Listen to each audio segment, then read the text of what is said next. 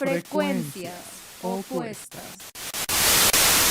Muy buenas tardes, bienvenidos nuevamente a su programa Frecuencias Opuestas. opuestas. Como en cada semana, el día de hoy tenemos un tema que a petición de todos ustedes, nuestros queridos radioescuchas, ya habíamos hablado un poco de esta parte de las drogas, de la dependencia a ellas, pero desde una perspectiva psicológica. El día de hoy vamos a darle un giro completamente distinto al tema, pero antes de entrar de lleno, me da la cordial bienvenida a mi amiga y compañera de cada programa, Marianita Martínez. ¿Cómo estás, Marianita? Amigo, muy buenas tardes. Muy contenta, muy feliz de estar en este nuevo programa. Y efectivamente estamos dando continuidad a lo que hace unas semanitas estuvimos platicando exactamente con la psicóloga, ay, se me fue, Esther, con la psicóloga Esther, igual sobre este tema de las adicciones. Y bueno, platicábamos bien, lo planteas tú, amigo, desde una parte psicológica, desde una parte emocional, pero no podemos olvidar que todas estas sustancias que son químicas y que de alguna manera entran al cuerpo, tienen ciertas repercusiones desde una parte física, una parte médica. Y para platicar de este tema nos acompaña el doctor José Luis Ángeles Gómez. Él es el coordinador del área médica del Centro Estatal de Atención Integral de las Adicciones. Es una persona que además 25 años de experiencia en este tema, tiene una maestría en la prevención integral de las adicciones. Entonces, bueno, voy a platicar con nosotros un poquito más sobre este tema y para que nos diga qué sucede en el cuerpo. ¿Cuáles son los efectos? ¿Cuáles son las afecciones? ¿Qué altera? ¿Qué no altera? Y bueno, ¿qué más que él nos empiece a platicar, que se presente y que se salude con la gente que nos está escuchando? Doctor, buenas tardes. Buenas tardes. Muy buenas tardes, Mariana, Víctor, muchas gracias por esta invitación a este espacio tan importante, donde espero que hoy sea de mucha utilidad la participación del Centro Estatal de Atención Integral de las Adicciones, que efectivamente es un tema muy de actualidad, pero que se ha mantenido de actualidad durante muchos años y que a veces sentimos que poco hacemos, pero mantenernos informados yo creo que es el primer paso para hacer algo. Y bueno, los medios de comunicación juegan este papel tan importante, Mariana y Víctor. Claro que sí. Mucho se habla, digo, amigo, no sé si te acuerdas tú, que bueno, en las escuelas están estas famosas semanas de la salud y dentro de estos 5 días que tienes, hay uno que está dedicado a adicciones, pero a veces es como muy embarrado en el tema y no profundizamos tanto en esta parte, porque hay una repercusión física, quiero entender. Que únicamente van a encaminarse justamente a esta parte de qué hacer, cómo tratarlo, cómo ayudarlo. Y dejamos a un lado toda esta parte, hay que recordar que es una parte integral, ¿no? No podemos estudiar a un ser desde una sola perspectiva, hay que estudiar en todas perspectivas. Y eso me hace tener la primera pregunta hacia el doctor. Hablando con la licenciada... Perdón, fíjate, me gustaría comentar algo que están haciendo esta reflexión. Efectivamente es un tema que pareciera muy trillado, pero muy pocas veces actualizado. Una reflexión inicial que me gustaría compartir ahorita que estaba escuchando esto. Cuando yo estudiaba en la primaria, algún día me dejaron el tema de las adicciones y en ese entonces pues, no había internet, había que hacer lo que todos los niños, comprar una monografía en la papelería y sacar tu reporte del tema. Curiosamente, con los años, ya como papá, a mi hija le dejaron la misma tarea que a mí me dejaron hace mucho tiempo y volví a encontrar la misma lámina, la misma monografía que yo había comprado hace años. Entonces, efectivamente, es un tema que a veces pareciera muy trillado, pero muy poco actualizado y esto le da mucho valor a lo que hoy ustedes hacen. Sí, justo es lo que queremos, que profundicemos un poquito más, quizá no podamos esclarecer las dudas 100% a quienes nos escuchan, pero tratar de abrir el panorama y dejar de tratar este tema como con miedo y con tabú, porque es una situación que sucede. Ya nos platicaban la vez pasada que a partir de los 13 años los niños son muy propensos a empezar con este tema y yo sigo impactada que son 13 años donde apenas el cuerpo está empezando a desarrollarse, donde hay muchas cosas que todavía no es una edad adulta donde ya todo está completamente bien desarrollado. Ahora, ahí voy a hacer la pregunta. Uh-huh. Cuando hablamos con la licenciada Esther, hablamos justamente de esta parte de que hay ciertos procesos que se van a alterar y que, bueno, independientemente de las edades, son pasos que tenemos que ir siguiendo nosotros para darle esta guía o apertura a la persona en cuestión, a que se acerque, a que hable, a que exteriorice lo que realmente está sintiendo para poder apoyarla. En el aspecto médico, doctor José Luis, ¿qué está pasando una vez que el chico ya entró a esta interacción con las sustancias en su cuerpo? Bien, Víctor, fíjate que es bien interesante la pregunta que haces. Y yo lo retomaría un poco más atrás, si tú me lo permites, porque Adelante, hablar de este adelante. tema es retomar también los errores históricos que hemos hecho en la prevención de adicciones y en aras de la alta especialización médica. Y me gustaría empezar, si me lo permites, para poder contestar tu pregunta con la definición de a qué se le llama farmacodependencia o adicción. Si me permites, Claro hacer que la sí. referencia de lo que dice la OMS, y de ahí vamos a partir en esta, a veces esta confusión en el malentendido de lo que es una adicción. Uh-huh. Porque la definición nos dice que son cambios físicos, mentales y de conducta posterior al consumo repetido de una sustancia, que va acompañado de una compulsión, o sea, una necesidad irreprimible de consumir la sustancia. Si nosotros analizamos esta definición, cambios físicos, mentales y de conducta, el gran peso en esto es la sustancia. Y se nos olvida el actor principal, que debe ser la persona, que es el individuo.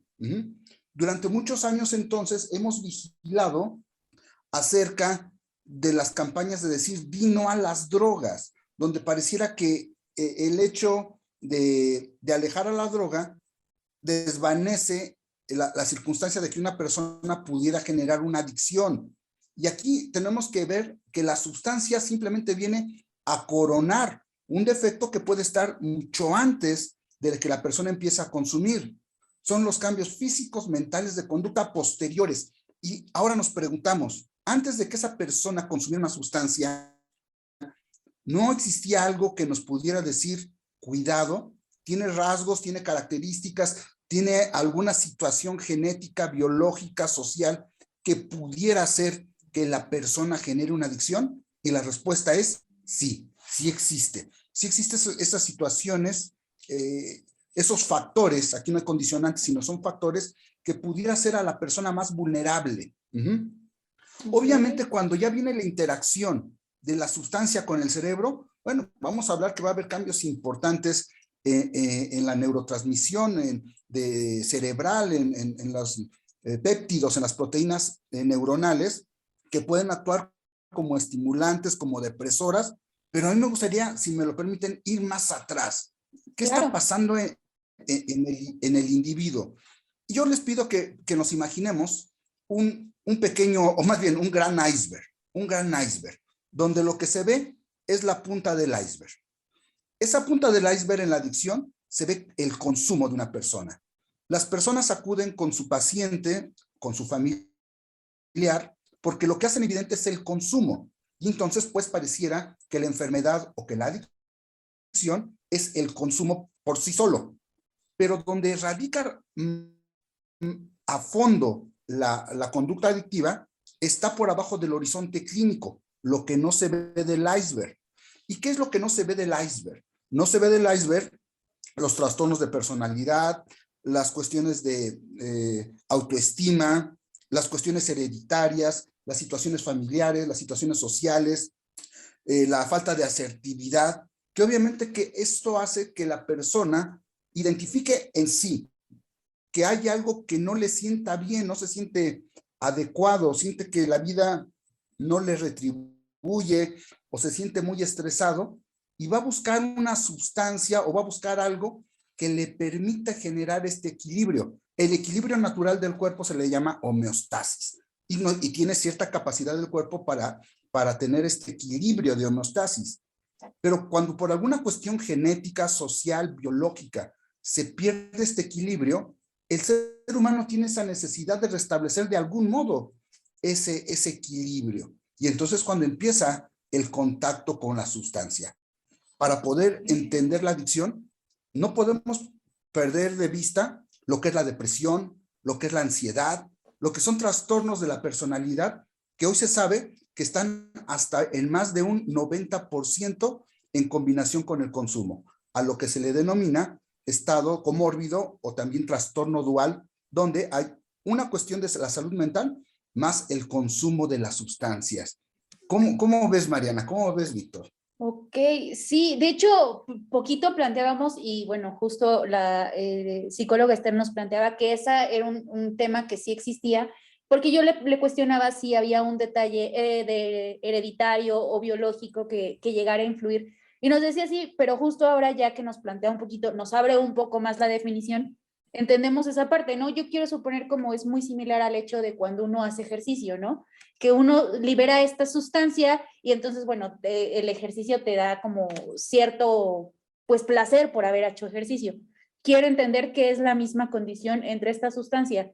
Entiendo que el cerebro trabaja a partir de sustancias y justo, ¿no? Por ejemplo, un bipolar no segrega ciertos químicos y bueno, necesita de su pastilla para poder estabilizar la química del cerebro. Entonces, quiero entender que las sustancias nocivas forman la misma situación, ¿no? La química del cerebro se vuelve a estabilizar y entonces es donde empieza a generarse esta adicción. Efectivamente, Mariana, lo mencionas correctamente. La gran farmacia que tenemos en nuestro cerebro, en diferentes áreas del cerebro, nos dan sustancias que hacen que sintamos que nos recompensa la vida. Son estimulantes como es la dopamina, algunas sustancias neuronales que nos hacen sentirnos relajados como es la serotonina, sustancias que nos llevan a un sueño, a un estado de ensoñación como puede ser la anandamida, entre muchas sustancias de nuestro cerebro que se producen. Entonces, cuando hablamos de una emoción, o sea, la emoción es la respuesta automática a un estímulo externo. Cuando hablamos de una emoción, médicamente o biológicamente, estamos viendo más allá de un comportamiento. Estamos viendo una reacción química enfundada en un comportamiento, pero obviamente primero hubo una reacción química de sustancias. Por decir, el factor hereditario que mencionabas, esto ha sido muy cuestionable a través de los tiempos, pero hoy existe evidencia de lo que estamos hablando. No existe un gen como tal que haga a la persona consumidora de alcohol o de marihuana o de cocaína, no existe un gen como tal, pero sí existe alteraciones en el sistema de recompensa neuronal, o sea, en la producción de estas sustancias, que hace que el individuo sienta que aquel esfuerzo que hace en lo deportivo, en lo académico, le retribuye la vida de una u otra manera. Cuando las personas no tienen esta recompensa neuronal, pudieran pasar por la vida con cierto depresión o tristeza, y que esto no se corrige con un échale ganas, ¿no? Que es muy frecuente cuando vemos a una persona triste, échale ganas. La depresión es un estado bioquímico por falta de neurotransmisores y que la persona a veces y muchas veces se da cuenta de lo que está pasando, pero con la conciencia no le alcanza para salir adelante porque hay este fallo bioquímico que pudo haber sido heredado. Trastornos como la depresión, la ansiedad, pueden venir precisamente en ese equipamiento heredado de la recompensa neuronal, y que la persona, si se siente históricamente triste y no se le ocurrió acudir a un médico, a un psiquiatra o a algún tipo de tratamiento, pues va a buscar por su parte algo que le equilibre. Sabemos que vivimos en una sociedad que somos muy afectos a la automedicación para cualquier padecimiento. Lo mismo es un tipo de automedicación para algo que no entiendo como ser humano. Cuando me duele la cabeza, sé dónde tengo la cabeza y sé que un analgésico me ha quitado el dolor de cabeza, y lo lógico es que recurra a esa sustancia para la próxima vez que tengo un dolor de cabeza. Pero ¿cómo le hago cuando no identifico mis emociones, mis sentimientos? No sé si me duele, no sé si me arde, no sé si me pica. Lo único que sé es que no me siento de una forma adecuada. Y el día que hago contacto con una sustancia, me da la recompensa que hasta ese momento no había sentido. Entonces, cuando ahí toma mucho significado para la persona el consumo de esa sustancia. No identifica el riesgo, pero está modificando sus circuitos de recompensa. Ok. La química se estabiliza independientemente de que si está bien o está mal, ¿no? Al final, pues ya se siente bien. El enfermo que se tomó su medicina y se siente bien es totalmente lo mismo, ¿no? Y ahora imagínate decirle que lo que está haciendo le está dañando cuando él está teniendo una percepción de que al contrario se está sintiendo bien. Y entonces empieza esta falta de comprensión que ellos perciben, donde la familia no me entiende. Yo me siento bien consumiendo esto y la familia no me entiende. Ajá. Y obviamente la familia percibe el daño que se está ocasionando en muchas ocasiones, en muchas veces, pero la persona que está consumiendo lo único que percibe es este cambio en el estado de ánimo que le ha permitido o generar placer o evitar el displacer. El consumo de sustancias se divide básicamente en ese equilibrio. Buscar placer o evitar displacer. Digamos que... Y en este sentido, pues la persona, sí. Sería como esta sustancia se convertiría prácticamente en un mecanismo de defensa para evadir esta realidad. Para afrontar, yo diría que para afrontar una situación que hasta el momento no he aprendido o no tengo las herramientas psicológicas, sociales, de afrontar. Inclusive, ¿no? Si viéramos históricamente, si le preguntáramos a muchas personas acerca del sentido de vida, ¿cuál es el sentido de vida? La gran mayoría va a contestar que venimos a este mundo a ser felices. Y ahí hay una gran problemática, porque ¿qué es ser felices? El cerebro tiene su explicación de lo que es la felicidad y para el cerebro a lo mejor le bastaría tener gran cantidad de dopamina que le genera una estimulación y confundimos el placer con la felicidad, que pudiera ser algo más profundo y más filosófico. Entonces tratamos de buscar aquello que nos dé placer o aquello que nos prometa quitarnos ese dolor ante una situación que no sé cómo afrontarla. Okay.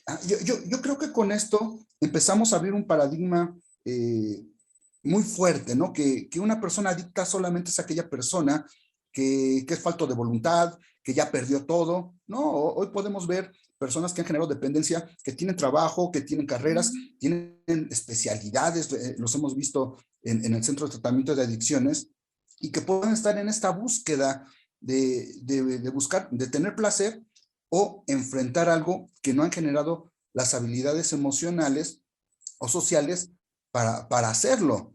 Entonces esto se vuelve una enfermedad muy complicada, porque si solamente estamos viendo el consumo como la enfermedad, hoy podemos perder de vista el gran problema que tenemos de personas que aún no están consumiendo, pero ya tienen conductas adictivas a través del juego, del sexo, de las compras, y que algún día puede aparecer o no el consumo de sustancias, pero lo lógico es que una adicción te lleve a otra. Sí, claro.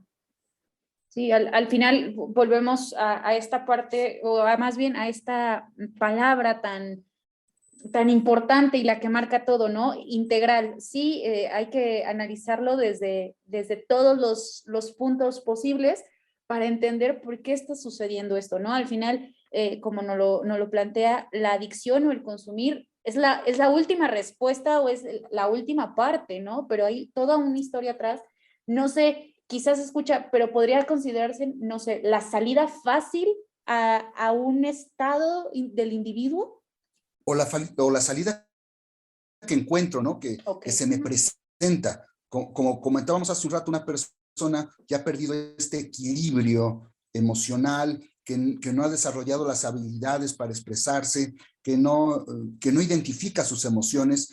A partir de la década de los 80s se habla mucho de la inteligencia emocional a través de dos precursores como es Peter Salovey y Daniel Goleman, que empezamos en la salud a poner más atención a lo que es una emoción. Una emoción va más allá de una conducta o una respuesta, sino que es este proceso bioquímico que está pasando y que la persona va a buscar de una u otra forma tratar de equilibrar algo que su cuerpo ha perdido esa capacidad de equilibrar y se puede atorar en cualquier sustancia que le prometa regresarle ese equilibrio. De hecho, si vemos la clasificación de las drogas, tenemos estimulantes, depresoras y alucinógenas. Okay. Cada persona va buscando de una sustancia algo diferente. Por eso hay personas que pueden consumir una y decir, no, a mí no me quedó y no la busco. Obviamente, porque no le daba el servicio que esperaba. Pero si consume aquella que le dé el efecto contrario, pues de aquí soy, ¿no? Claro, claro. Hay entonces en esta historia, y para irlo entendiendo médicamente, ciertas características que hacen que esta dependencia psicológica, y aquí quiero que ser muy claro, la dependencia psicológica no es menos dañina que la dependencia orgánica, porque de repente tenemos esa percepción que lo psicológico lo puede controlar. No. La diferencia es que cuando se genera una dependencia física, el cuerpo ya va a tener una reacción orgánica por la falta de la sustancia. Pero la dependencia psicológica es igual de dañina, igual de complicada de entender y manejar. Datos de que se está generando una dependencia física, pues es el síndrome de abstinencia. Una vez que la persona deja de consumir la sustancia, hay efectos físicos, como puede ser dolores musculares, alteración del apetito, alteración del sueño, puede haber convulsiones. Del alcohol tenemos el máximo grado que sería el delirium tremens,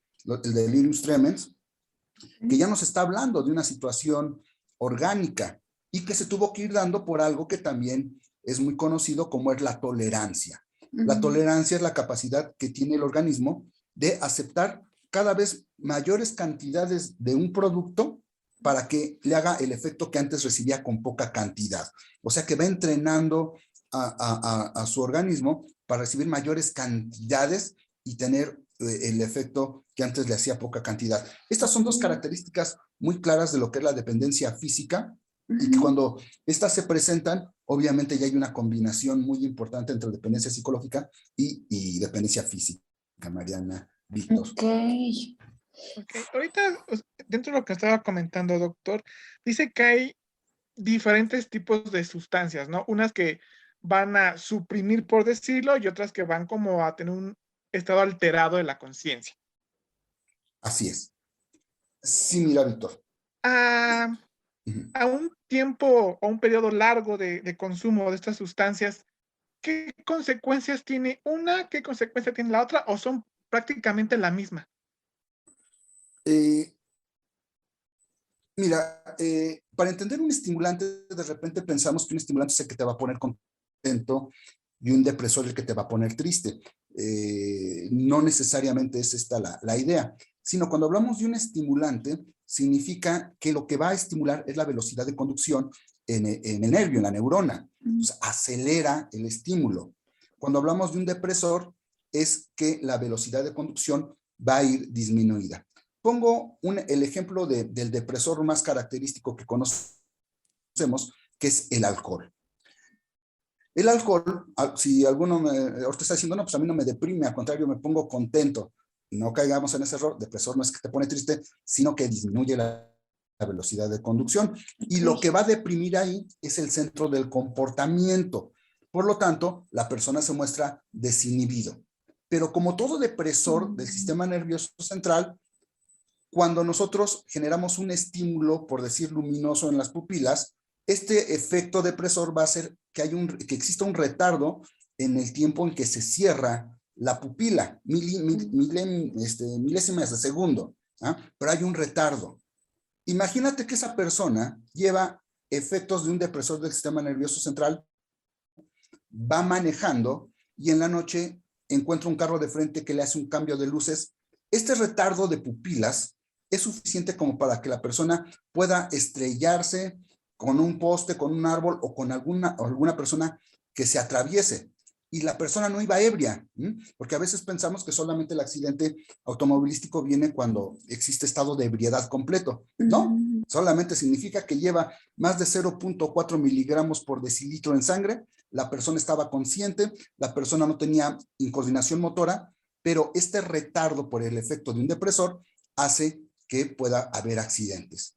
Por lo contrario, tenemos sustancias que son estimulantes del sistema nervioso central, como puede ser la cocaína, como pueden ser las anfetaminas y metanfetaminas, que hace que la persona, que la respuesta eléctrica o la transmisión eléctrica dentro de las neuronas sea más rápida. Por lo tanto, la persona está hiperactiva, pero el hecho que esté hiperactiva no quiere decir que tenga una excelente coordinación. Los estimulantes son muy recurridos a veces por personas que hacen largos trayectos manejando vehículos y que la persona puede estar muy exaltado, exacerbado, inclusive pierde la distorsión de la distancia, del tiempo, no se da cuenta por los lugares que va pasando, va despierto pero no alerta. Son efectos que causa un estimulante y un depresor, y que sí, el daño a final de cuentas sí puede ser diferente de acuerdo a la sustancia, pero el daño puede ser permanente e irreversible. Claro. Vamos a poner ejemplos concretos, Doc. Sustancia por sustancia, ¿qué ocasionarían a largo plazo? Ok, empezamos por el alcohol. El alcohol, hoy por hoy sabemos que tenemos un grave problema de salud pública con esta sustancia, donde es aceptada socialmente, donde pareciera que el hecho de ser una droga lícita, este apellido de droga lícita hace que las personas no tengan baja percepción de riesgo, sino que tienen nula percepción de riesgo, y pareciera que se le puede invitar sin mayor miramiento a las fiestas, a la casa, a convivir con los hijos menores. El alcohol, como un depresor del sistema nervioso, no necesitamos esperarnos ni siquiera tanto tiempo para que genere consecuencias, porque lo podemos ver en los accidentes automovilísticos. Hoy la primera causa de muerte en jóvenes tiene que ver con el consumo de alcohol, ¿no? Esto es un dato que debemos tener en cuenta, porque muchas veces cuando hablamos de sustancias, ni siquiera hay que esperarnos a que genere dependencia. Aquí estamos viendo una consecuencia a corto plazo y muy directa. También tenemos daños hepáticos. A recordar que el hígado es el laboratorio del organismo, ¿no? Y toda sustancia que se introduce va a repercutir en el hígado, en la cascada de coagulación. También afecta directamente a lo que es el aparato cardiocirculatorio, modifica presión arterial, puede generar daños a nivel gástrico, como es úlcera gástrica, sangrado de tubo digestivo, varices esofágicas, y genera a final de cuentas también una descompensación para aquellas personas que puedan tener un trastorno metabólico como es diabetes mellitus o hipertensión, pues el alcohol se suma a estas alteraciones, pudiendo agravar las complicaciones. En cuanto al alcohol, tenemos esa situación, un depresor. Otra droga que por el apellido lícito la hace de alta peligrosidad es el tabaco. El tabaco se le considera que existen más de 4,000 sustancias tóxicas en el tabaco.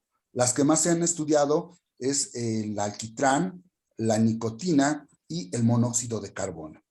El monóxido de carbono es la sustancia que está íntimamente relacionada con los problemas de enfisema pulmonar y daño bronquial. Cuando hablamos de nicotina, es la sustancia que genera dependencia, y el alquitrán, así como otros productos que contiene el tabaco, relacionado con cualquier tipo de cáncer.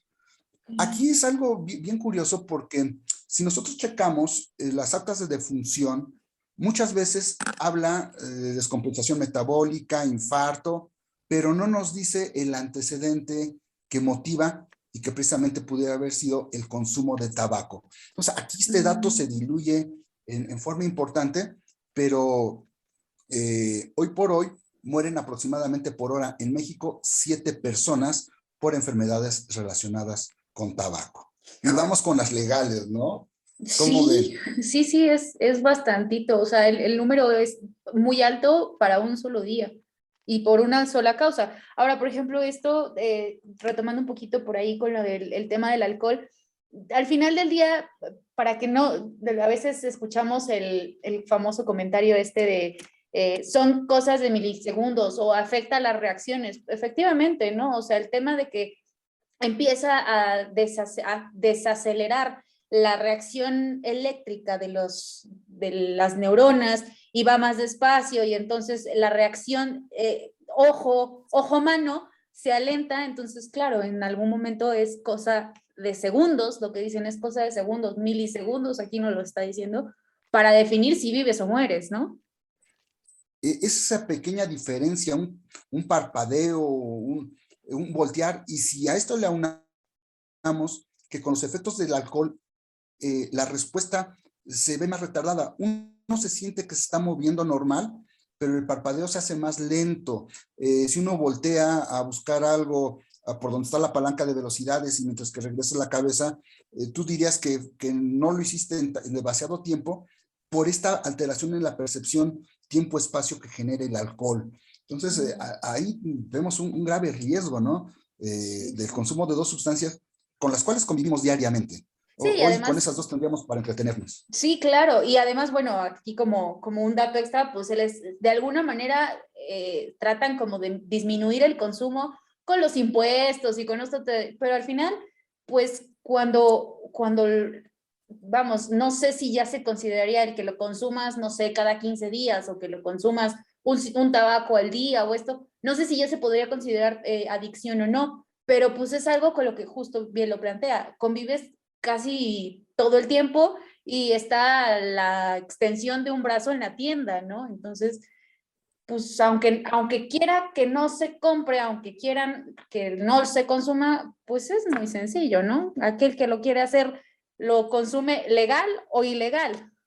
Sí, Mariana, y mira, y precisamente lo que te comentaba al principio, el poder hacer este ejercicio de hablar de este tema nos lleva a reflexionar en situaciones que hacemos cotidianamente. Hoy por hoy muchos jóvenes están esperando a cumplir 18 años y obtener su credencial de elector, no necesariamente para ir a votar, ¿no? Sino porque es su pasaporte a poder comprar sustancias, aunque antes de tenerlas tal vez también lo hacía. Pero pensemos un poco desde el punto de vista de la biología, de la neurofisiología. A los 18 años todavía no termina de madurar el área prefrontal del cerebro, un área llamada área de la conación, el área de la toma de decisiones. Por lo tanto, la interferencia con sustancias como el alcohol en un área que todavía no termina de madurar puede tener daños y consecuencias a largo tiempo. Hoy los jóvenes están sometiéndose al alcohol mucho antes de llegar a los 18 años. Realmente la edad legal para evitar riesgos tendría que ser no antes de los 21 años, ¿eh? Okay. No antes de los 21 años, precisamente esperando que llegara esta maduración neuronal y no acelerar este proceso a través del consumo de sustancias. Entonces, ve cómo aquí se entremezclan varias situaciones entre lo social, la sustancia, y si hoy tomamos en cuenta que hay un factor importantísimo, que jóvenes que empiezan el consumo de alcohol y tabaco antes de los 15 años tienen gran posibilidad que a los 18 hayan iniciado con alguna otra droga. Claro. Y estamos hablando únicamente de estas consecuencias que son del que la está consumiendo. Y estamos dejando a un lado prácticamente aquellas consecuencias que están generando al que está al lado de. Exactamente, ¿no? Y también ahorita si volteamos al tabaco, nos vamos a dar cuenta precisamente de que cuando una persona consume tabaco, también hay afección a su alrededor. Hoy por hoy conocemos que existe el tabaco de primera mano, segunda mano y tercera mano. Déjenme les cuento qué es esto del tabaco de primera, segunda y tercera mano. Primera mano sabemos que es la persona que decide consumir tabaco, que lo prende y lo fuma. Segunda mano es aquella persona que al estar conviviendo con esta persona se ve expuesto al humo que emite su cigarro. Pero de tercera mano es estas sustancias que quedan impregnadas en el mobiliario, las cortinas de establecimientos donde se permite fumar y que ya se han ido los invitados, ya se fueron las personas que estuvieron en ese lugar, pero al día siguiente entren personas a hacer el aseo, a arreglar esa habitación, y sin estar presente con el humo del tabaco en ese momento, también es tóxico para esas personas estas sustancias que han quedado impregnadas en el mobiliario. Y que este dato también es ves? muy, muy importante, ¿no? Vamos, justo lo que platicábamos, ¿no? No están actualizados estos temas. Yo, en mi conocimiento, o mientras uno está estudiando, únicamente te mencionan el fumador activo y el fumador pasivo, y en el fumador activo, bueno, es justo la primera persona, eso no ha cambiado, y en el fumador activo únicamente nos hacen mención de la segunda persona que usted nos comenta, ¿no? La persona que está a un lado, que está inhalando el humo, pero nunca se ha hecho una mención de una tercera persona que puede pasar, no sé, unas 10 horas, unas 8 horas después, y que el humo y que la sustancia tóxica todavía sigue un poco impregnada en el ambiente, en las cosas. Ese no se había mencionado. Sí, nunca Y lo que habían puede ser comentado. aquella persona que llega a manipular porque es su trabajo, ¿no? Y que está siendo expuesto a estos productos. ¿Qué les parece si hacemos una pequeña pausa? Vamos a un corte comercial y regresando, retomamos esta parte de qué afecciones ocasionan ahora sí aquellas drogas que son ilícitas. Perfecto. Regresamos aquí a su programa Frecuencias Frecuencias Opuestas. opuestas. Esto es Frecuencias Opuestas. Regresamos. Listo. Y estamos de vuelta aquí en su programa Frecuencias opuestas.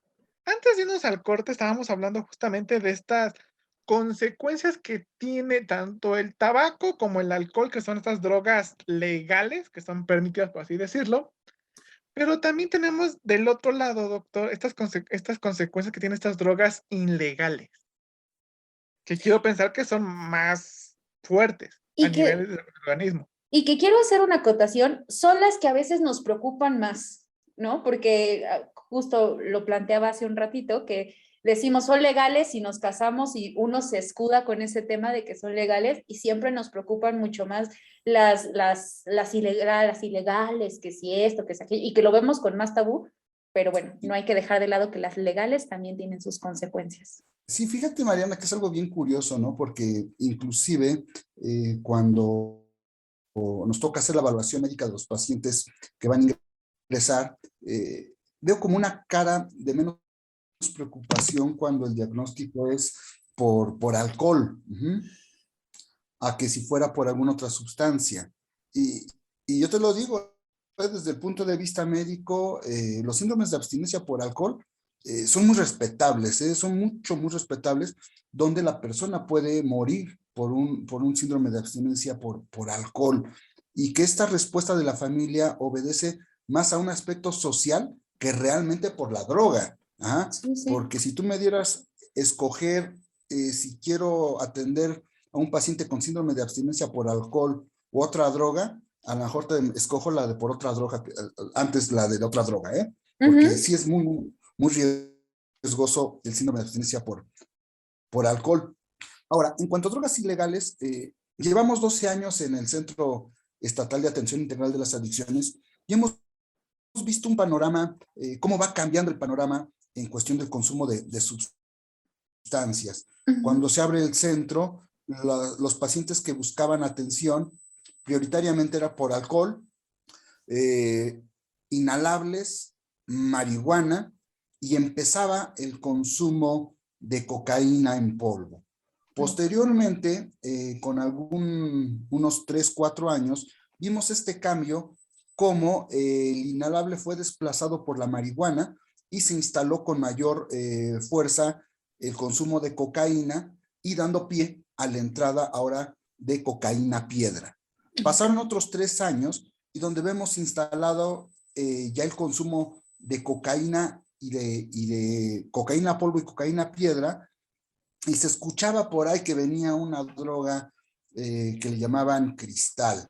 Los mismos usuarios nos decían que no estaban locos como para consumir una sustancia como el cristal, como la metanfetamina. Hoy quiero decirte que la droga que no solamente en el Centro Estatal de Atención Integral de las Adicciones, sino a nivel nacional está ocupando el primer lugar de demanda de tratamiento, tiene que ver con esa sustancia que decían que no estábamos locos para consumir.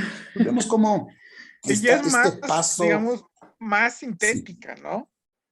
sí es una droga hecha en laboratorios, es profeso con fines de tóxicos, y que durante todo el proceso es muy peligroso porque los vapores que genera son muy explosivos. Es por eso que de repente vemos que en casas o en algunos laboratorios viene este accidente y explota, precisamente porque durante todo el proceso genera vapores, genera gases que puede reaccionar al medio ambiente.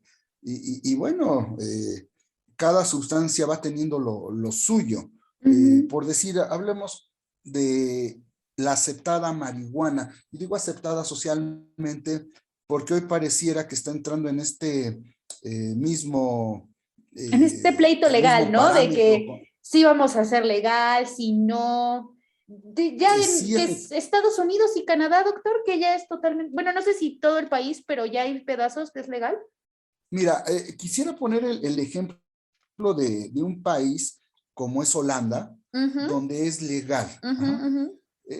Estamos a muchos kilómetros de Holanda y pareciera que la percepción social, porque me lo han compartido muchos jóvenes, y me dicen literalmente, mira, si Holanda, que es un país de primer mundo, ya la aceptó, es porque efectivamente ellos ya se dieron cuenta que no es tan dañina. Yo te lo puedo decir, tuve la oportunidad de estar en un congreso hace algunos años donde el ministro de Salud de Holanda acepta que en Ámsterdam y Rotterdam, ahora ya en todo el país, Ujú. tuvieron esa situación de despenalizar la marihuana, pero no porque la hayan encontrado inocua, sino porque tuvieron un incremento, un repunte importante en padecimientos como VIH y hepatitis por consumir drogas inyectadas, en concreto heroína. Entonces buscaron una solución con una droga que no fuera inyectada para poder liberarla y disminuir este impacto a la salud que estaban teniendo por VIH y hepatitis, y es como toman la decisión que fuese la marihuana una droga aceptada. Con los años, hoy aceptan que fue una política pública no adecuada, ¿no? Entonces, hoy corremos ese riesgo, ¿no? Que los jóvenes tengan esta percepción de que si la despenalizan es porque no genera efectos dañinos, tienen argumentos de que es natural, y aquí viene otro error, ¿no? Porque si a un producto se le somete a una situación física como es calor, pues por necesidad va a dar monóxido de carbono y va a liberar la sustancia activa que es el delta 9 tetrahidrocannabinol. Por lo tanto, pierde su característica de ser natural y se vuelve una sustancia tóxica. Ajá. No sé cómo ven esta historia de la droga legal allá No, la verdad es en que Holanda. bastante Justamente voy a decir interesante. esta parte. A raíz de que están, vamos a poner entre comillas, ¿no? Permitiendo esta legalización, fue como si de la noche a la mañana todos estos productos que sabíamos que existían ya aparecen en la televisión. Ya Así es. vemos dentro de los partidos de fútbol que anuncian el marihuanol, que anuncian bebidas hechas a base de la sustancia que tiene la cocaína. Entonces, si ya existían, ahora están siendo más permisibles y están siendo más visibles.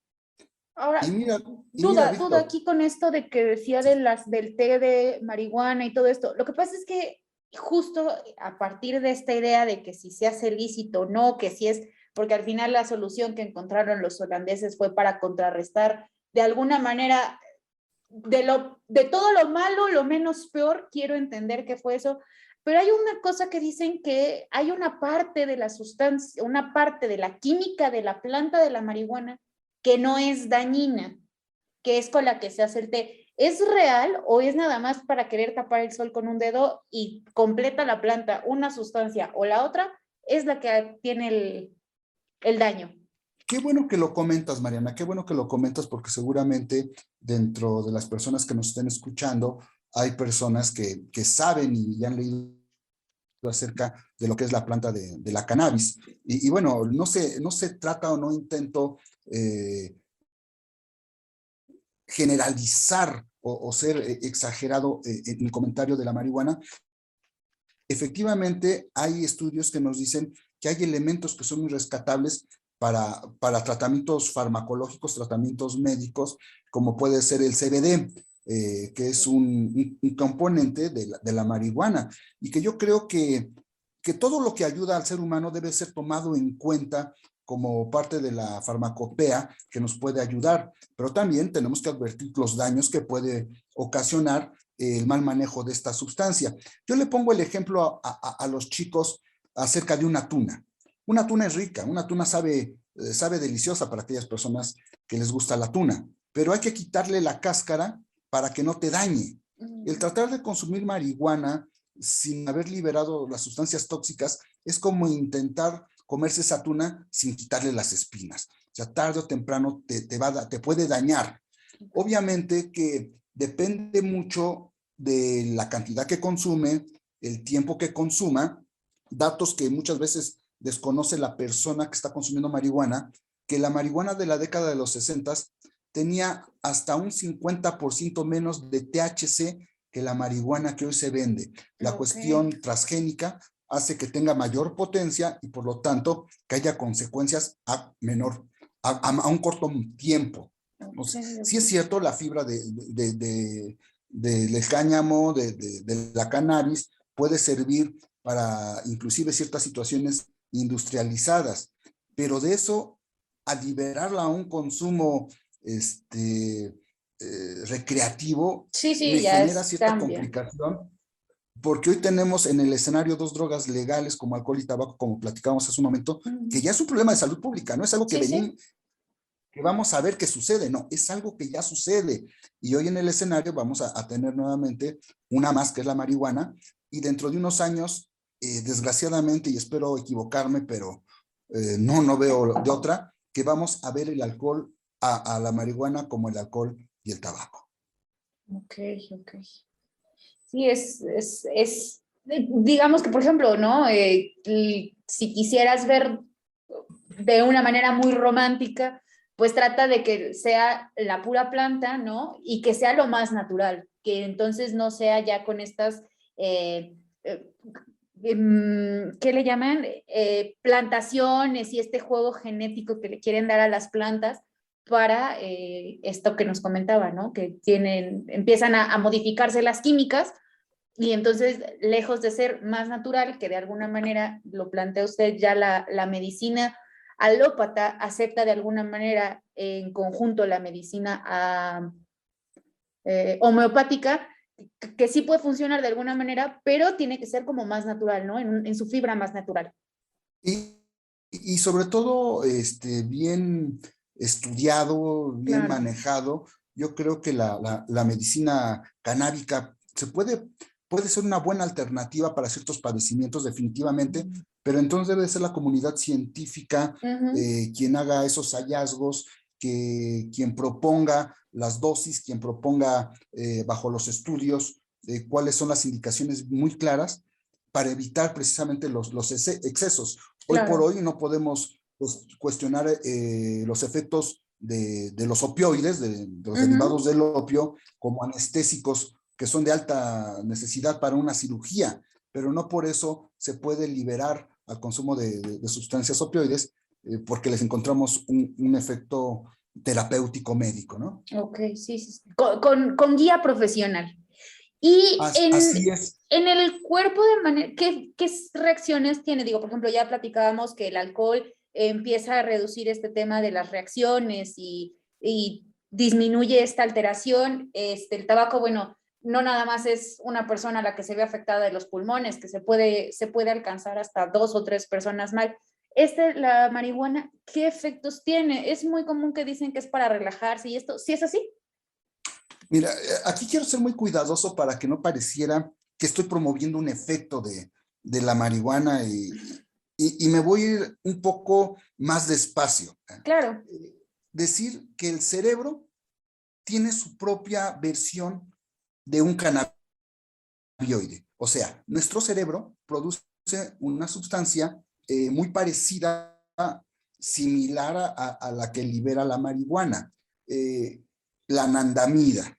La anandamida nos ayuda a entrar en estados de relajación, de tranquilidad, inducir nuestro sueño a un sueño profundo y empezar a generar esa relajación en el cuerpo. De tal manera que nuestro cerebro no requeriría de una sustancia externa, de una refacción patito. Nuestro cerebro lo tendría que hacer. Desgraciadamente no nos enseñaron a sacarle provecho a nuestras propias sustancias químicas, a nuestros propios neurotransmisores. De tal manera que una persona que ha vivido en entornos donde le genera angustia, donde le genera ciertos estados emocionales displacenteros, lo que buscan es precisamente ese efecto de relajación o tranquilidad, pero que posteriormente puede tener reacción durante algún tiempo, pero posteriormente va a requerir mayor cantidad de consumo, y si no la consume, va a aparecer aquello de lo que intentaba escapar. O sea, ansiedad, dificultad para dormir, trastornos emocionales. Hay un efecto de la marihuana que me llama mucho la atención y me gustaría alertar a los jóvenes, a las personas. Es algo que se llama aplanamiento afectivo. O sea que la persona no responde ante los estímulos de alegría o de tristeza y queda en un estado de aplanamiento. Esto puede conllevar muchas veces o se ve relacionado con intentos de autolesión, entiéndase por intentos suicidas, porque la persona corre su vida en un estatus plano, de aplanamiento. Otro efecto que tiene la marihuana, que hay que tener mucho cuidado, es precisamente que personas que tienen una tendencia hereditaria a desarrollar esquizofrenia incrementa notablemente el tiempo en que va a debutar o puede presentar estados de psicosis o de esquizofrenia por consumo de la marihuana. Caras vemos, genéticas no sabemos, y hay muchos jóvenes que pudieran estar experimentando con la marihuana, no saben que en la familia pudiera haber antecedentes de esquizofrenia y saberlo de una vez que empiecen con un brote psicótico. Ok, entonces no se limita nada más a entrar a un estado de relajación, ¿no? O sea, la marihuana lo activa esta psicosis.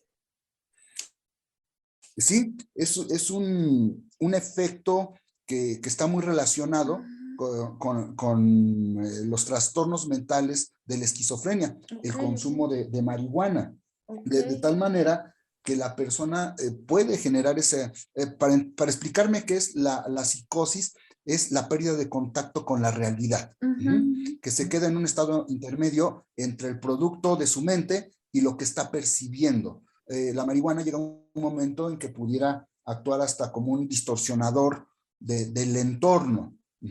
Y la persona empieza a correr el riesgo de quedarse en ese estatus. Obviamente no es en todos los casos, y lo aclaro para aquella persona que está consumiendo marihuana y que me escuche y puede decir, no, este tipo está exagerando. No es en todos los casos, depende mucho de la cantidad. De la gente que se traiga, depende mucho ¿Perdón? Va a depender exactamente de esta carga genética que ya trae el usuario. Así es, Víctor. Así es, depende de esa carga genética, de la reacción que pueda haber. Si a esto le aunamos la combinación de sustancias, porque muchas veces, la mayoría de veces, la persona combina estimulantes con depresores, alucinógenos. Por decir, hay personas que consumen un depresor como el alcohol y posteriormente, para seguir consumiendo el alcohol, consumen un estimulante, pero esto no quiere decir que el cuerpo haya eliminado el depresor, sino que se suman los efectos y por cada sustancia diferente que mete, va alterando parte del sistema de recompensa neuronal. Eso en relación a la marihuana, ¿no? Las personas dicen, es natural. No es natural por lo que comentaba, que una vez que la someten a un proceso físico como es la combustión, va a dar sustancias químicas, pero el cerebro es tan noble que no tiene la capacidad de reconocer su propio endocannabinoide, que es la anandamida. No diferencia si es el THC que viene de fuera y le ceda su lugar en sus receptores. O sea, que entra al cerebro del ser humano y le hackea su sistema. Ocupa el sistema que ya tiene. Recordemos la película del Día de la Independencia, donde utilizan su mismo sistema para depositar información, pues lo mismo haría la marihuana, que entra al cerebro del ser humano y ocupa el sistema que ya está establecido para empezar a funcionar. Es por eso que la persona no siente esos cambios tan notorio y lo toma como algo muy natural, muy propio, pero que poco a poco le va hackeando ese sistema. Ahora, retomando un poquito de esto, esta sustancia nosotros la producimos. Una vez que lo que justo nos dice, la hackea, ¿el cerebro en automático deja de producirla? Le cuesta trabajo ya trabajar con solamente la sustancia propia. ¿Por qué? Porque ha incrementado dosis. Se ha acostumbrado a niveles más altos de lo que estaba funcionando. Por lo tanto, la persona empieza a tener situaciones desagradables como ya no me puedo dormir, me siento más ansioso, y relacionan. Si antes estaba ansioso y consumo marihuana, se me quita, pues ahora quieren consumir más marihuana y van en una escalada. Claro. El tiempo es diverso, ¿no? No te podría decir que esta escalada se da en un mes, 2 meses o un año. Depende mucho de la persona, depende mucho de la sustancia. Pero a este error que se tenía, que la marihuana solamente causaba una dependencia psicológica, no, genera una dependencia y llega a generar esa dependencia física. ¿En qué me baso? En los pacientes que tenemos internados. Y una vez que retiramos la cannabis, pues podemos identificar que vienen desde dolores musculares, dificultad para dormir, apatía, síndrome motivacional, por efecto de precisamente la cannabis. Ahora, Doc, aquí hay un proceso reversivo, es decir, cuando hubo esta adicción, hace este incremento, el cerebro no se da abasto, es por eso que entra esta sustancia externa que, bueno, ya... como nos dice, el cerebro es tan noble que entonces empieza a conectarse, ¿no? Y los destellos electrónicos, los rayos, los eléctricos, bueno, empiezan a funcionar esto. Hay un proceso reversivo para que el cerebro entienda de alguna manera que este externo ya no lo necesita, que este extra ya no lo necesita y que acepte que únicamente con el que produce el mismo cerebro es más que suficiente. Mira, Mariana, qué excelente pregunta y qué bueno que está Víctor, que es conocedor de la psicología, porque se establece algo como un condicionamiento clásico. ¿Qué es esto? Algún comportamiento nos genera una respuesta de recompensa. Nos genera una recompensa. Entonces, a una conducta que se ve recompensada por alguna situación, es muy difícil deshabituarlas. Por un lado se genera una neuroadaptación, que es a la sustancia química, pero por otro lado se genera una neuroasociación, lo que yo relaciono con esa sustancia. Pongo el ejemplo, el tabaco. La persona que consume tabaco, su recompensa neuronal no está solamente al momento que prende el cigarro, sino comienza desde el momento que tiene todo el ritual, que toma la cajetilla, que si le da 3 golpes de un lado, 3 del otro, que estruja el papel celofán, que si lo saca de la cajetilla, si lo pasa por la lengua, está generando todo una secuencia de situaciones que va incrementando esa recompensa.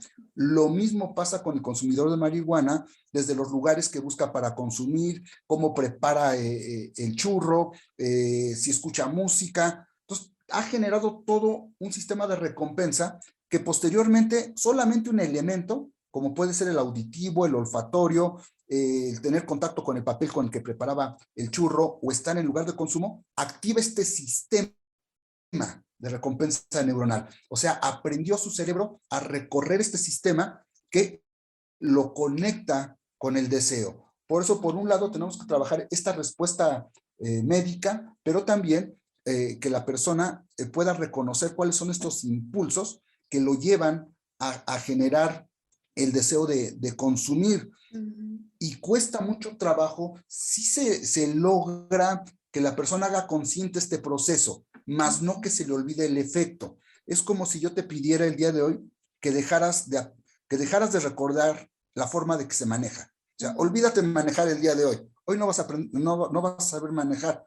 No sé qué crees, si sé, no se me olvida. Lo mismo pasa con la persona. El que olvide la experiencia de recompensa que le generaba la sustancia sería casi imposible. Lo que debe de aprender es cómo enfrentar este impulso, identificar cuál es su punto de no regreso para tratar de evitarlo. Evitar los lugares de consumo, cambiar las ropas que consumía, inclusive muchas veces hasta la música que escucha es un factor que debe de cambiar para evitar toda esta asociación. No Digamos sé que, si con esto haya contestado. sí, digamos que de alguna manera la solución sería resetear el cerebro, pero es casi imposible hacer eso, entonces cambian estas conductas a manera de que, como el cuerpo, ¿no? Que tiene esta famosa memoria muscular, hay que cambiar ciertas conductas a manera de que el cerebro las omita, ¿no? Quiero suponer que no haya lo que dicen el famoso detonante. Me fascinó cómo lo comentaste y como licenciada en comunicación, yo creo que es la mejor forma, un tipo como de reseteo de cerebro, pero que no existe. Claro. De tal manera que tenemos que trabajar con la parte de la conciencia, que la persona haga conciencia cómo se dio todo este proceso para poder cortar en un momento. El pedirle que se le olvide lo que sentía o cómo se le antojaba es casi imposible, porque es parte de sus vivencias, es parte de lo que sí existió, sí le dio un servicio. Entonces tendrá que generar esta conciencia para parar el impulso y también desarrollar otras habilidades para afrontar la situación displacentera o la situación que le ocasionaba el consumo de la sustancia. En otras palabras, tendríamos que reacondicionar lo que está sucediendo en el cerebro con esta satisfacción del consumo. Un reaprendizaje, Víctor, efectivamente un reaprendizaje, y por la parte médica, si lo que llevó a esa persona es un trastorno de ansiedad, entonces tengo que manejar también la ansiedad, porque, ok, te quitó la sustancia, pero sigues con tu ansiedad, me vas a decir, doctor, no inventes, ¿cómo me haces esto? He ahí el trabajo conjunto que tiene el médico, que tiene el psicólogo, que tiene el psiquiatra. Inclusive, Mariana, la comunicación es fundamental en el trabajo con nuestros pacientes, porque tenemos que encontrar precisamente la manera de comunicarnos, de entrar en esa forma de ver la vida, de sentir el mundo, ser empáticos a través de la comunicación para que podamos tener la oportunidad de un cambio. Claro. Buscar esta fórmula adecuada, ¿no? No nada más la fórmula médica, porque al final nos comenta, bueno, hay una ansiedad, pues médicamente hay que tratar esta ansiedad, que a lo mejor, bueno, hay que darle una pastilla, hay que llevarlo a terapia, entonces empiezas a conjuntar toda esta receta médica, esta fórmula, para que entonces quiero suponer que el paciente o la persona que está queriendo pues sentirse mejor de alguna manera sin hacer uso de sustancias, bueno, se ubique, ¿no? También en esta sociedad y decir, ok, bueno, puedo funcionar dentro de esta sociedad y ya no ir con estas malas acciones que estaba yo cometiendo, porque ya sé qué es lo que tengo, ya tengo la receta médica que me va a ayudar, ya tengo una mano amiga que me está apoyando en esta terapia y bueno, lo plantea muy bien. Y la sociedad se está permitiendo que también yo vuelva a estar dentro de ella, ¿no? Y es justamente lo que Sí, ya Mariana, mencionábamos. de hecho, Sí, adelante, doctor, adelante. sí, gracias. De hecho, Marina, precisamente es nuestro primer labor como equipo terapéutico, porque algo que tenemos muy en cuenta como equipo terapéutico, que somos todos juntos. No es aquí termina la labor del médico y empieza la del psicólogo, sino poder trabajar con ese equipo. Ajá, porque muchas veces cuestiones que le toca al psicólogo tienen mayor confianza en cierto momento de comentárselas al médico y tenemos que compartir información. Entonces, si es un trabajo holístico, es Multidisciplinar, por integral, decirlo. debe ser de esa manera para poder entender que es un solo paciente. El médico no se hace cargo del cuerpo nada más y el psicólogo de la mente, sino que tenemos que generar este trabajo integral.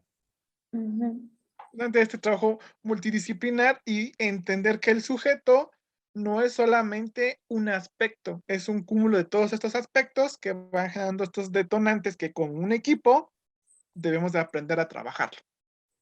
Así es, Víctor. En su mayoría, bueno, es que nos quedamos ahorita, nos quedamos en marihuana. En su mayoría las afectaciones de todas estas sustancias, como nos mencionaba, que está cristal y que están los opioides, Opioides. todos estos van a repercutir más en el cerebro, o como por ejemplo que nos planteábamos con el alcohol, con el cigarro, que bueno, hay problema pulmonar, hay problema en el hígado. ¿Hay alguna otra afectación? Bueno, por ejemplo, también en temas de presión, temas de sangre. ¿Hay algún otro órgano que también se ve afectado? De hecho, no escapa ningún órgano de la economía corporal a los efectos de las sustancias. No hay un órgano que se vea libre. ¿Por qué hago tanto referencia al cerebro?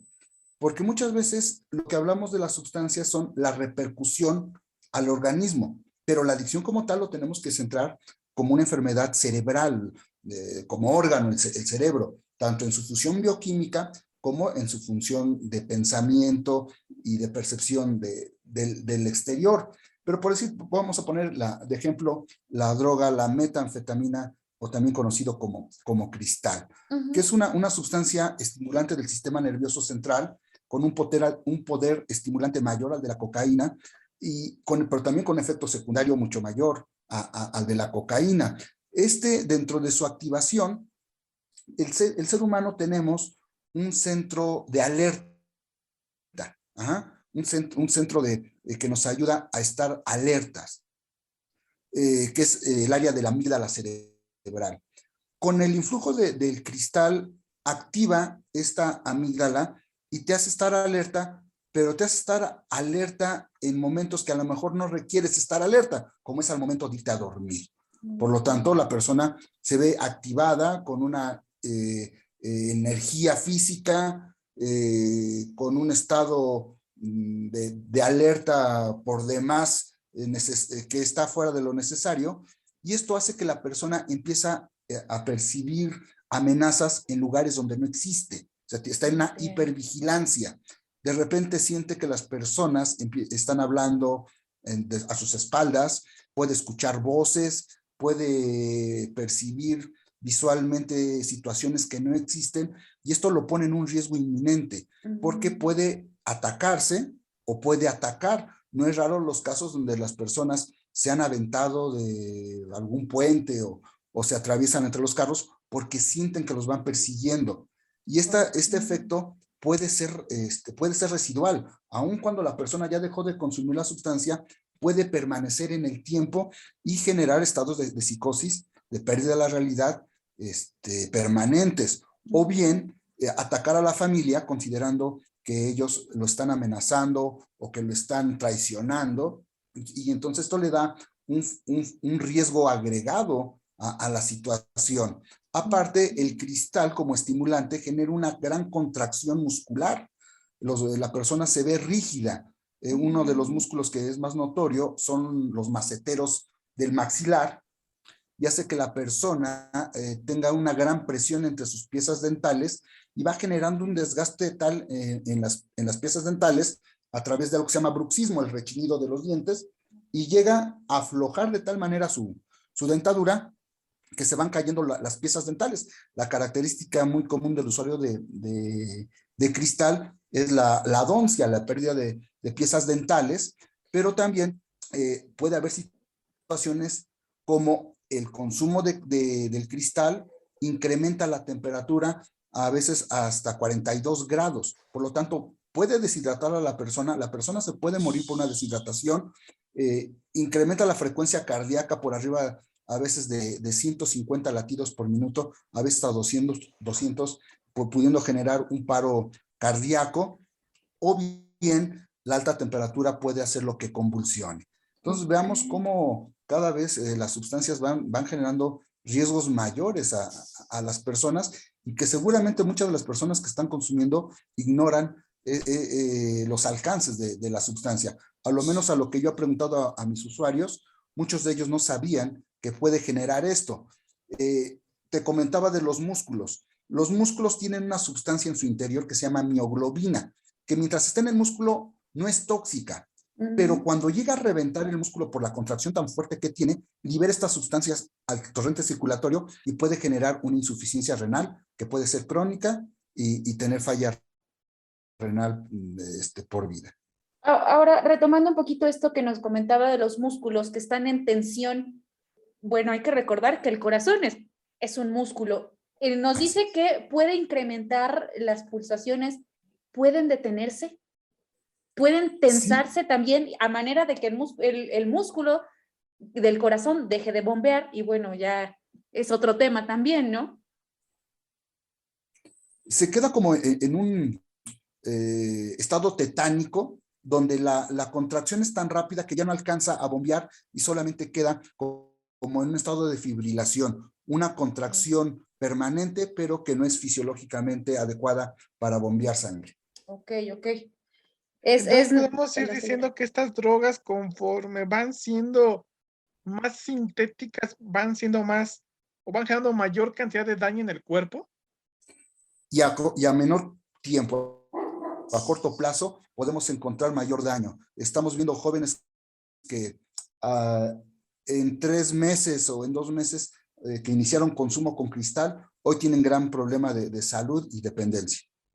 O sea, es un promedio de 1 o 2 meses que se deteriora de manera acelerada el cuerpo en todos los sentidos. Depende mucho del estado nutricional, de la actividad de la persona. Hay casos donde hay personas que tienen más de 1 año consumiendo cristal, pero lo que estamos viendo más recientemente, hay personas de 13 años, 12 años que han empezado consumo de cristal con un deterioro importante. Es que son bien chiquitos, yo sigo impactada por esa edad. Sí, es que la vez pasada nos platicaba la psicóloga Esther que justo empezaba en esta edad de 13 años y planteó también al principio de esta plática, nos comentaba que pues, a 18 años no hemos ni terminado de desarrollarnos y ya empezamos, ¿no? En este uso de sustancias, 13 años no tenemos nada. Y eso le sumamos, increíble. Le sumamos este consumo, híjole, pues está peor, ¿no? Mariana, es el panorama que debemos de tener y qué bueno que existen personas como ustedes que se dan a la tarea de informar, porque hay muchas de las personas que pasa invisible esta historia, o porque no lo queremos ver, o porque no queremos voltear, pero es una realidad que estamos viviendo. Hoy nuestros jóvenes, nuestros niños, tienen un panorama a través del consumo de las sustancias muy, muy negro, ¿no? Y yo creo que como sociedad tenemos siempre algo. No importa que no tengamos la situación en casa o no, tenemos algo que hacer para poder cambiar este panorama. Y creo que justamente, Doc, este panorama ha ido incrementándose por este fácil acceso que se tiene a las redes sociales, a la televisión, y que cada vez nos van enfocando mayor cantidad de programas o mayor cantidad de contenido que acerca a los chicos justamente a esta información que no está bien detallada, que no está bien pulida, o bien que ni siquiera un experto la está encaminando. Sí, mira, hay antecedentes históricos como aquella telenovela de la década de los 80, Muchachitas, donde se hablaba del consumo de las tachas. Y hubo un repunte en el consumo de tachas en aquel entonces. Ahora tenemos series como la de Breaking Bad, donde también favoreció a que los jóvenes conocieran de una forma sesgada esta sustancia antes de tener una explicación técnica científica de lo que puede pasar. Y que de forma indirecta van enseñando, a lo mejor no es la finalidad del programa, pero pues enseñan formas de fabricarlas. Así es, tendríamos que equilibrar el contenido de una serie pero también con contenidos como estos que ustedes divulgan acerca de las consecuencias y de los cuidados que debemos de tener. Sí, no, al final lo que venimos planteando es esta parte, ¿no? Ok, te estoy dando toda esta información y con toda la información entonces sí ya tomas esta decisión, pero una decisión informada, ¿no? O sea, vamos, porque no tenemos poder de decidirle y decirle a la gente, no, no lo consumas, es malo. Bueno, yo sé que es malo y te estoy dando todos estos motivos, te estoy poniendo sobre la mesa todas las afectaciones en el cerebro, todas las afectaciones en el sistema circulatorio, respiratorio, en el motriz, porque aquí lo estamos planteando. Entonces, toma esta decisión, pero ya con conciencia y con conocimiento, ¿no? Sí. ¿Qué les parece Sí, si Mariana. hacemos una pequeña pausa, Doc, y regresamos ya para ir encaminando a estas conclusiones? Adelante. Hacemos una pausa, regresamos aquí a Frecuencias opuestas. Esto es Frecuencias Opuestas. Regresamos. Y estamos de vuelta aquí en Frecuencias opuestas. En este último bloque, entonces, Doc, ya hablamos de esta parte de cómo son las drogas, qué causan las drogas en el cuerpo, independientemente de cada tipo que existan, que hay tanto legales como ilícitas, pero ¿qué es lo que se tendría que llevar a cabo, o mejor dicho, qué es lo que se tendría que llevar como reflexión que queda ahí implantada como un chip nuevo a nuestro radioescuchas? Sí, mira, Víctor, estoy totalmente convencido que la prevención básicamente inicia con la información. Las personas deben estar informados acerca de que existe una enfermedad que no es un vicio, que se llama adicción, que existen centros especializados para el tratamiento, que va más allá de la voluntad de una persona. Es bueno conocer de las sustancias, es bueno saber que existen estimulantes, depresores, alucinógenos, pero es más importante conocer a nuestras personas, a nuestros hijos, a nuestros familiares, saber cómo están percibiendo la vida, los antecedentes de depresión, antecedentes de ansiedad, no minimizar los aspectos emocionales de un individuo, porque de repente tenemos frases muy hechas como decir, los niños no tienen problemas. No, sí tienen problemas. Tal vez como adultos tenemos otros problemas diferentes, pero esto no significa que para los niños, para los jóvenes, sus problemas no sean importantes. Entonces, no minimizar la vida emocional de un ser humano, identificar datos de alarma, de ansiedad, de depresión, trastornos obsesivos, compulsivos, y recurrir a las unidades médicas especializadas, porque a final de cuentas, lo más importante debe ser las personas. Claro. Como dato extra, Doc, por ahí nos comentaban a la vez pasada que hay puntos, o bueno, hemos coincidido con muchas personas, igual profesionales, que nos han dado como puntos a checar. Por ejemplo, nos planteaban en el cutting o en la pornografía que hay ciertas acciones que la persona de manera inconsciente hace que, si bien no es el diagnóstico de que, mira, esa persona ya se cambió de ropa si es que se corta, o esa persona ya se encerró y entonces quiere decir que tiene una adicción a la pornografía. ¿Hay alguna acción que hace de manera inconsciente esta persona, o hay alguna reacción o algún movimiento involuntario que no se pueda hacer la persona, que sea una notita, un puntito rojo para decir, hey, hay algo? ¿Qué es? No lo sabemos. Pon atención, chécalo, acude a un profesional. ¿Hay alguna banderita que alarme? Sí, mira, qué buena pregunta. Yo creo que cuando observamos que una persona tiene ciertas conductas obsesivas, o sea, que tiende a repetir esas conductas, que puede tener un trastorno compulsivo, aquellas personas que tienen una baja tolerancia a la frustración, que pueden mostrar cierta hipersensibilidad, que tienen cambios de conducta repentinas de un momento a otro, que cursan en la vida con un sentimiento de tristeza, que tienen dificultad para identificar sus emociones, para expresar sus emociones. No debemos de esperar a enterarnos de que está consumiendo una sustancia. Cuando una persona empieza a tener estas situaciones de alejamiento social, que empieza a cambiar sus hábitos, cuando empieza a no importarle la alimentación, la limpieza, son focos rojos que debemos de atender, Mariana, porque algo está sucediendo. Alguna vez tuve la oportunidad de promover concursos de graffiti en un momento de mi vida como preventólogo en el municipio de Pachuca, y alguna vez me comentaron que si el graffiti era vandalismo o era arte. Obviamente, pues no soy autoridad como para decir es vandalismo, no, o no soy un crítico de arte, sino son diversas formas de que los jóvenes se expresan. Y si no estamos abiertos a entender o acercarnos a esas maneras que los jóvenes se expresan, aunque estoy de acuerdo que muchas veces lastiman los intereses públicos, que a veces no es lo más deseado, pero si nosotros no nos acercamos a entender que estas manifestaciones pudieran ser gritos de háganme caso, podemos tener en nuestra casa el riesgo de tener personas que padezcan esta enfermedad. Sí, digo, a lo mejor no forzosamente es que ya consume, ¿no? Pero puede ser un foco rojo que si no se toma en cuenta y que si no se trata, puede ser una consecuencia el que consuma, ¿no?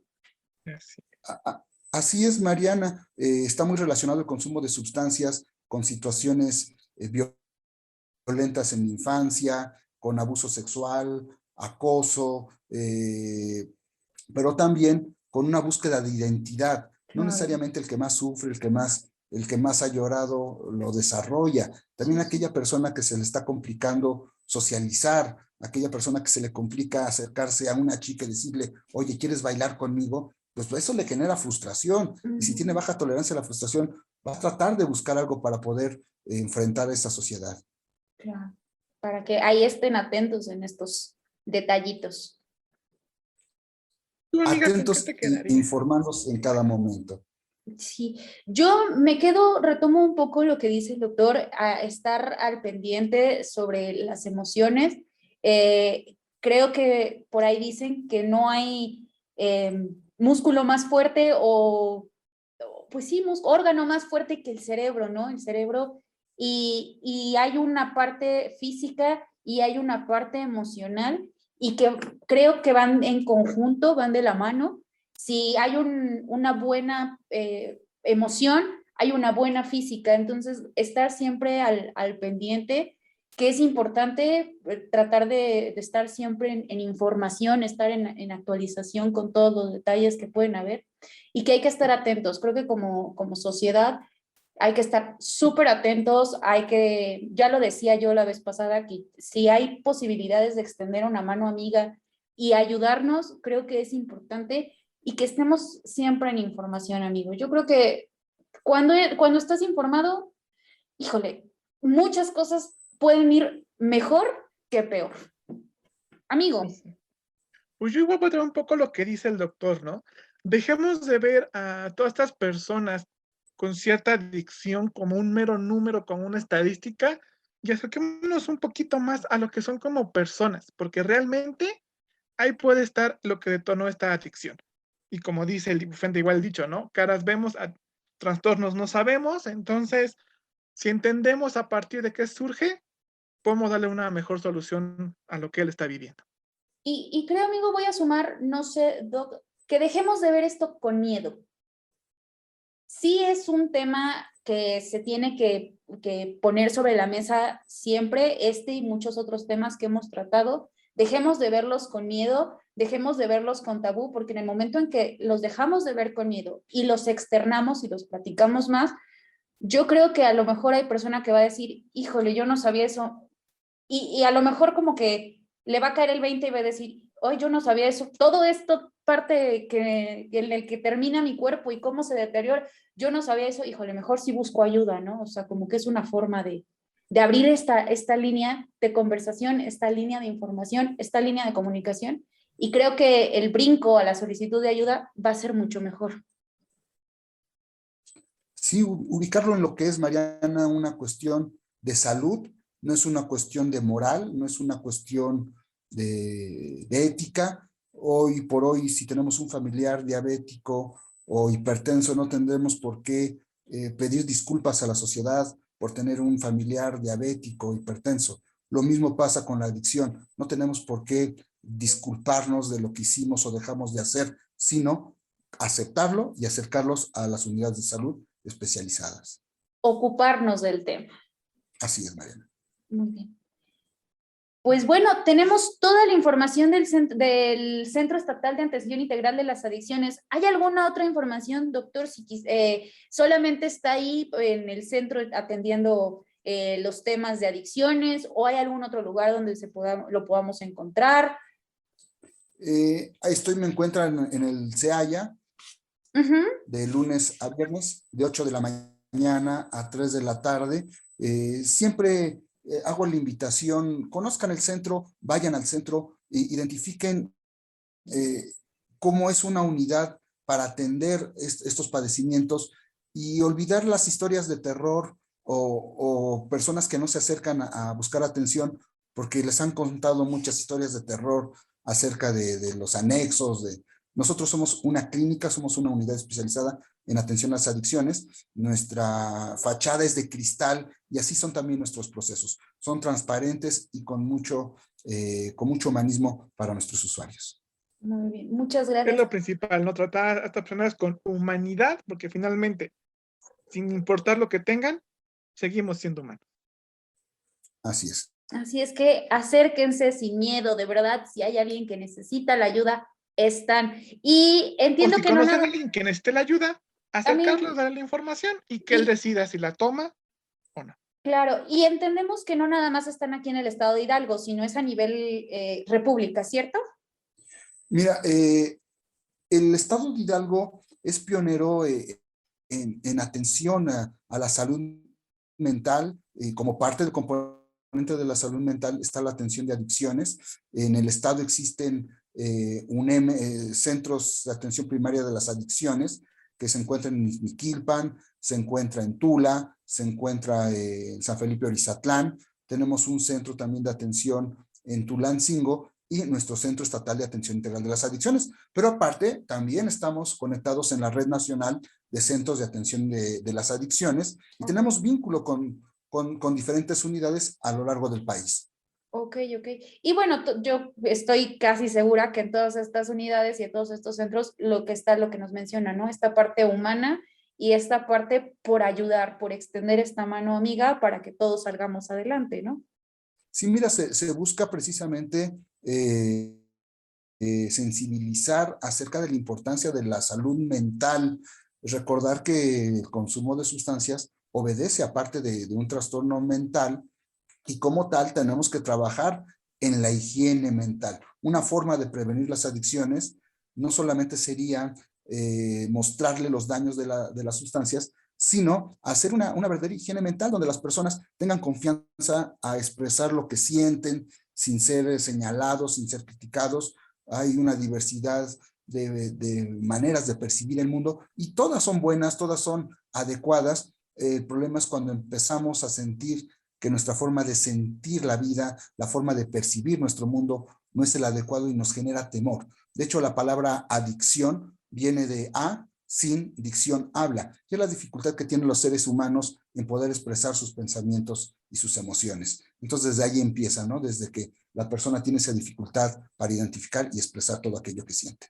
Entonces, si cerramos, vayan, acérquense sin miedo, es sano para todos, porque además, lo que decía, ¿no? Ir a terapia no es malo, al contrario, es muy bueno, y vamos, a partir de esto se liberan muchas situaciones y se encuentran los puntos y los meollos para tratar de evitar a caer en una adicción, y hay personas y profesionales que están al servicio para que si hay una adicción, híjole, vuelvan a estar bien y se encuentren de una manera sana, de una manera feliz y puedan estar en una sociedad, no pasa nada. Así es. No nos queda entonces más que agradecerle, doctor, su tiempo que nos ha brindado esta oportunidad de platicar con usted y que nos haga un panorama un poquito más de qué pasa con el otro lado de las adicciones desde un ambiente médico, que es lo que queremos, ¿no? Que los jóvenes que nos escuchan se lleven esta información. Muchas gracias, doctor. Muchas gracias, Víctor. Muchas gracias, Mariana. Un placer haber compartido esta tarde con ustedes y la invitación está también para que conozcan el centro. Muchas gracias, doctor. Claro que sí. Les recuerdo, él es el doctor José Luis Ángeles, él es Gómez, coordinador, doctor José Luis Ángeles Gómez, coordinador del área médica del Centro Estatal de Atención Integral de las Adicciones aquí en el estado de Hidalgo. Toda esta información la vamos a dejar ahí en la descripción de nuestro programa para que tengan acceso a ella. Si alguien quiere comunicarse o, como bien, asistir, como dice el doctor, adelante. No me queda más que despedirme de ti, amiga. Muchas gracias también el día de hoy. También, amigo, muchísimas gracias. Ella fue Mariana Martínez. Él fue Víctor Flores. Y esta fue una emisión más de su programa Frecuencias Opuestas. Adiós. Adiós, amigo. Esto fue Frecuencias Opuestas. Hasta la próxima.